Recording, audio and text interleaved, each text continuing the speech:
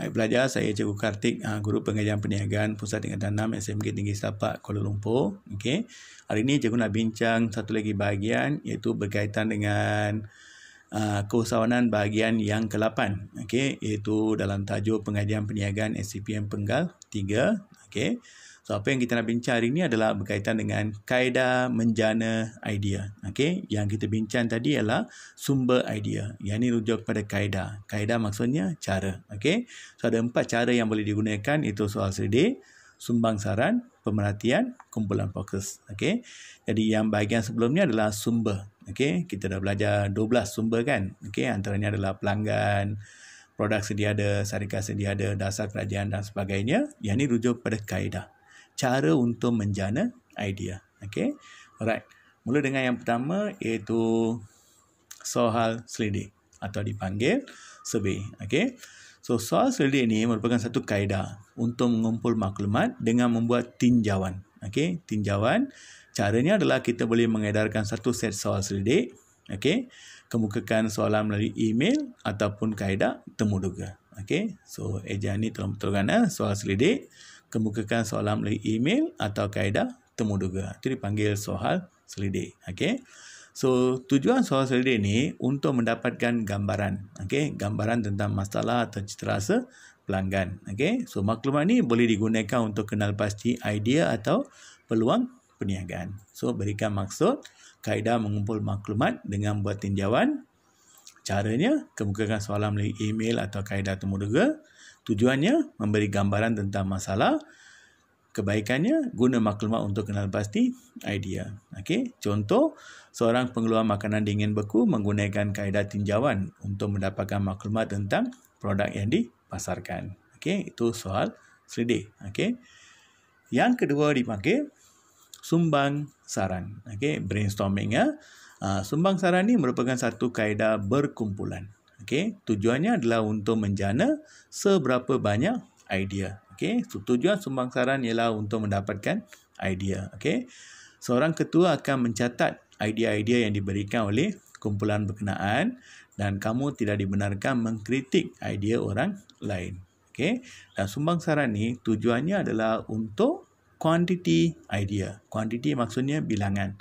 Kita tak peduli tentang kualiti, kita fikir tentang kuantiti. Kita nak banyak idea. Okey, dan tujuannya adalah untuk menggalakkan kreativiti ahli. Okey. Contohnya, seorang pengeluar makanan dingin beku mengadakan sumbang saran dengan sekumpulan individu untuk mendapatkan idea tentang produk baru. Itu kaedah untuk mendapatkan idea. Okey, kaedah berkumpulan. Tujuannya adalah untuk mendapatkan banyak idea. Tidak dibenarkan untuk mengkritik. Tujuannya adalah untuk mendapatkan idea yang banyak. Kuantiti idea, berikan satu contoh. Okey. Okey. Next, pemerhatian. Okey, observation. Pemerhatian ni maksudnya kita meneliti atau mengimbas persekitaran. Kita observe, okey, environment. Kita observe persekitaran untuk kenal pasti masalah yang dihadapi serta peluang perniagaan yang wujud daripada masalah tersebut. Okey. Macam contohnya sekarang berlaku COVID-19, CMO. Kawalan pergerakan ni wujudkan peluang kepada kita. Contohnya mengantar makanan melalui Grab, okey, buat pesanan melalui talian dan sebagainya. Itu adalah pemerhatian. Okey. Perhatikan keperluan dan kehendak pelanggan untuk mendapatkan idea perniagaan. Kita tengok apa keperluan mereka atau kehendak mereka. Okey. Contohnya, seorang pengusaha pusat tuition memerhatikan masalah ibu bapa mengantar anak mereka ke pusat tuition disebabkan kesesakan lalu lintas, mendapat idea untuk mewujudkan kelas tuition atas talian. Okey, itu observation, pemerhatian. Okey. Okey, yang keempat, boleh gunakan kumpulan fokus.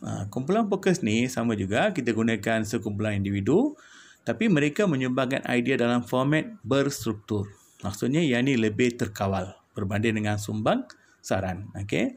Dan individu ni mempunyai latar belakang yang berbeza. Okey. So, kumpulan fokus ni mampu menyaring idea. So, kumpulan fokus ni bukan untuk dapatkan banyak idea. Tujuannya lebih kepada menyaring atau menapis idea dan mencari jalan penyelesaian. Itu kita boleh guna kumpulan fokus. Okey. Contohnya, seorang pengusaha makanan dingin beku menggunakan kumpulan fokus untuk menyaring idea tentang produk baru agar satu produk terbaik dapat ditentukan. Itu kumpulan fokus. Okey. Contoh soalan, nyatakan 4 kaedah menjana idea. Ini tak perlu uraian, just sebut saja. Soal selidik, pemerhatian, kumpulan fokus, sumbang, saran. Jadi kamu dapat 4 markah. Okey. Uraikan 2 kaedah menjana idea perniagaan. Uraikan mana-mana 2 lah. Contohnya sumbang saran, berikan 1 uraian. Okey. Sumbang saran. Okey. Kaedah berkumpulan untuk menjana idea yang banyak. Jadi kamu dapat 2 markah. Okey. Jelaskan 2 kaedah menjana idea. Jelaskan mesti bagi contoh. Okey. Soal selidik. Usahawan kemukakan 1 set soalan pada pelanggan untuk mendapatkan maklum balas melalui email. Okey. Lepas tu berikan 1 contoh. Okey. Yang ni jelaskan, bagi 1 uraian dan 1 contoh. Okey. Yang ni pun sama, 1 uraian, 1 contoh. Okey. So, itu aja pelajar. So, cikgu ada banyak video dalam YouTube yang boleh bantu kamu memahami tajuk ni dengan lebih mudah. Okey. Jangan lupa subscribe ya. Okey, bye. Good luck.